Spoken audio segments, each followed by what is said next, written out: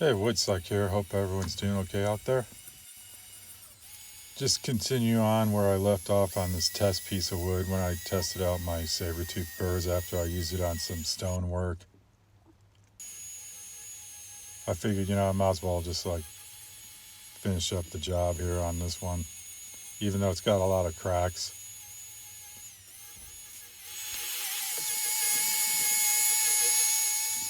This is more or less just a practice session. It's nothing serious.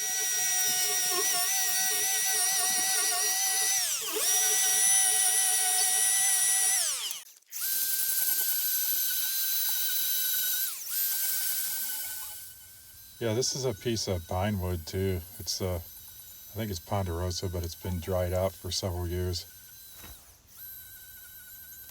Hence the cracking. But it's basically like a classic wood spirit, no thrills. I'm going to show you later on in the video how to put in a mouth real quick. It's super easy. No stress involved. It's just like a no-brainer, I would say. And you don't have to do too much. There's not much work involved.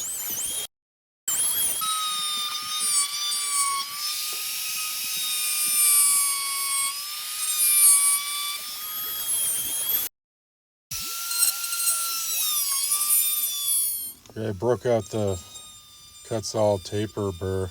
It's extreme taper. It's a coarse style burr. It's good for putting in the frown lines, nose, and eyes. Just an all-around nice little burr to have.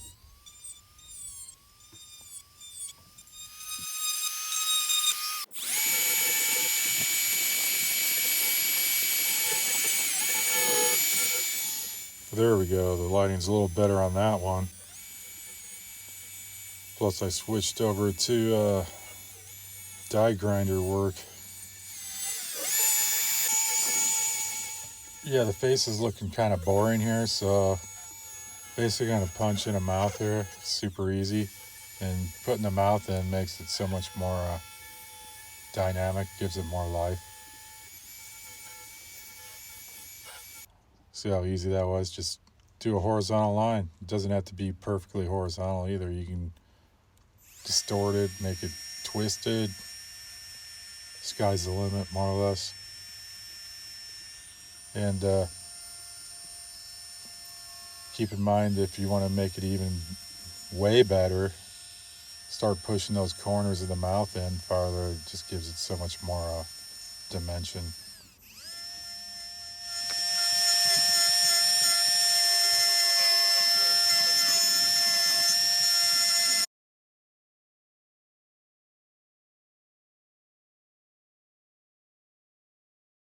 Yeah, here's a super close-up. They use it for metal mostly, but I use it for the wood. Yeah, right there you can see a good profile shot of the burr. It's kind of tapered somewhat. The only problem I would say I have with this burr is besides the point it's inevitable, is the fact that it gets gummed up when you use it on pine knots.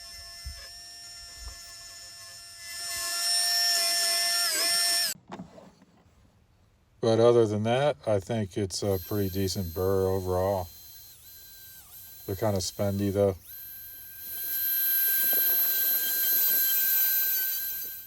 Yeah, another important pointer when you're doing wood carving is look at your piece from all different sides, different angles. It's probably common sense, but I figured I'd put it out there anyway.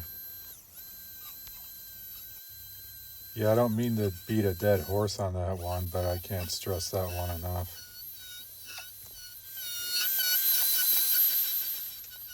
Just putting in some beard lines here, some contour, give it some more life.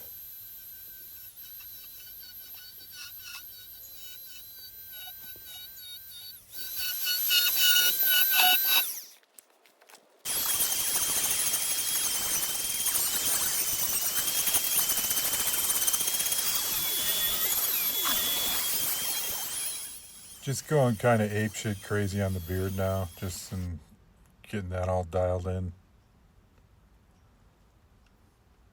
with some attention to the corners of the mouth.